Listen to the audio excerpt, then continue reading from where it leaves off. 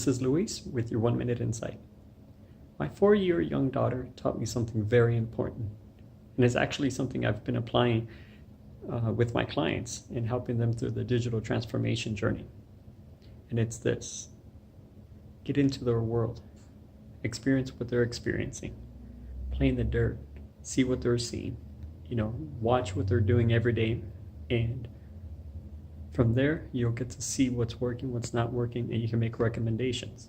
And that's where the true transformation works.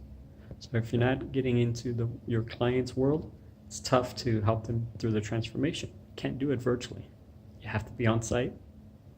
But the cool thing is that it could be a mixture of both. But it all begins with getting into their world. That's it for today. Talk to you soon.